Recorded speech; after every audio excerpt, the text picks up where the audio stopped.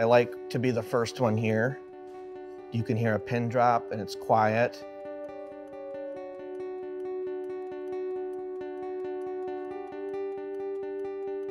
I write anything down in my head because it may not mean something right then, but I can go back to it. So I like to be able to have like a full evolution for my ideas, to just always have little pieces here or there until they eventually come together. When I'm writing, the process is much more like flavors to start with. And so it starts very theoretical. And then as that comes together and I'm like tasting it in my head and it's making sense, I'm like, all right, let's try this. I think my creative process evolves all the time. And I think it's also driven by my emotions. Anything can inspire you if you let it. I may make a really spicy dish because I was listening to Motorhead that morning.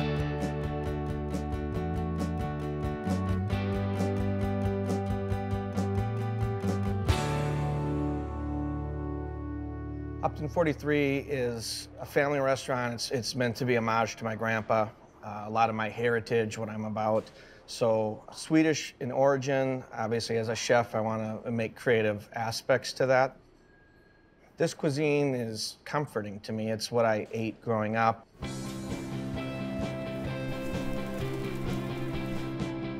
The main menu at Upton 43 consists of a fair amount of seasonal items, but also just some Swedish classics.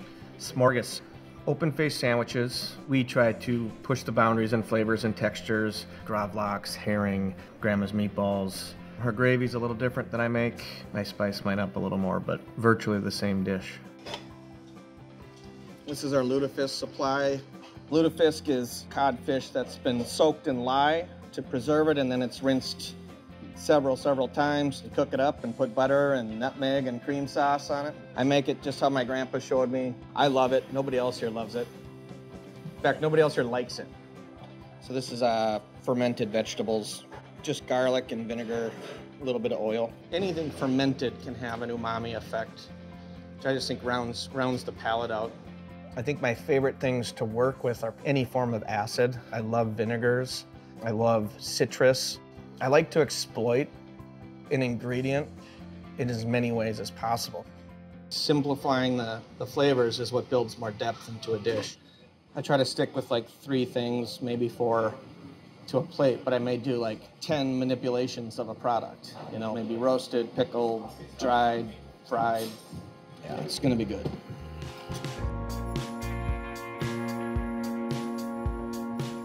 For chef, his food is always somewhat of a misdirection. Like you see it reads as something very simple, but there are tons of layers to it.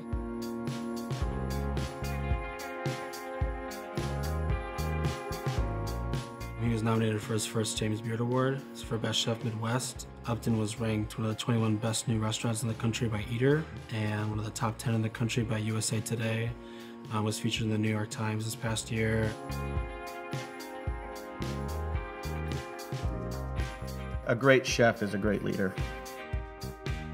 A lot of great chefs in town have mentored me, or I've spent time with them, and I think even in ways they wouldn't realize they impacted me.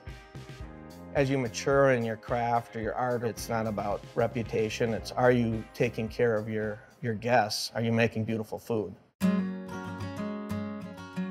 Put your fingers like this. I grew up in Cambridge, Minnesota. I still live there now. I had a really simple life growing up. We spent time with family. If we weren't doing sports or outdoor things, fishing, hunting, whatever it was, we just hung out as a family. There you go. My grandpa, we were very close growing up. I'm always hanging out. Taught me a lot about food, but taught me a lot about life. He opened the Cafe Stuga in Harris, Minnesota, which is still around to this day, it's still in the family. The way it inspired me was probably more from a hospitality standpoint. You know, he had an open door. Anyone could come in, I could show up with friends, and he'd put a meal on. And so I think I gravitated to the culinary side just because I've always liked eating, but it's a lot more about hospitality and being welcoming. I have 4 boys. When the family's all together, everyone just kind of hunkers down in the kitchen. We find jobs for everyone to do, so everyone plays a part in things, and we make a meal together. It's really fun watching my kids be excited about smells and be excited about vegetables. Yeah, this is a meal we make fairly often in Korean barbecue. Erick is very passionate about what he does and takes a lot of pride in his food and cooking. And they see that and they take after and they learn it. I'm teaching them to stay true to who they are, who we are. You know, we're not ashamed of being from the sticks. You know, we can make the highest level food, but it's not changing where we come from. How's everything taste? Awesome. Good.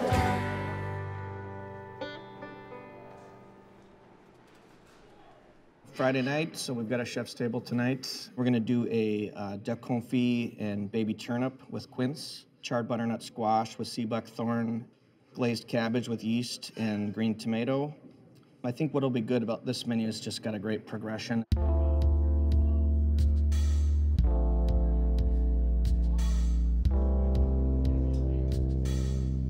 The chef's table is different all the time. Sometimes we push the boundaries really far and we do some really crazy stuff. Next course, duck confit, pickled turnips, and then a quince puree. A little bit of chive.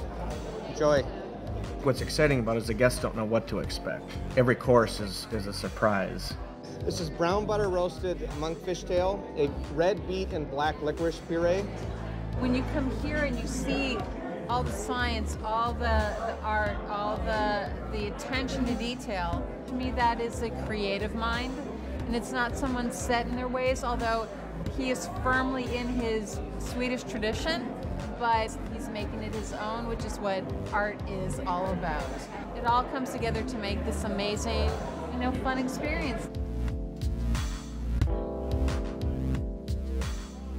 I don't think there's a trade or a craft or a degree of art out there that anyone could say they're perfect at. It's super important to grow. Growth is inspired by passion, but I think dedication is what keeps passion alive. So this is a poached pear dessert. There's a toasted spice cake and a cinnamon ice cream. It's been a pleasure to be able to cook for everyone. Hey, Chef. Thank you. Cheers, you guys. Goal.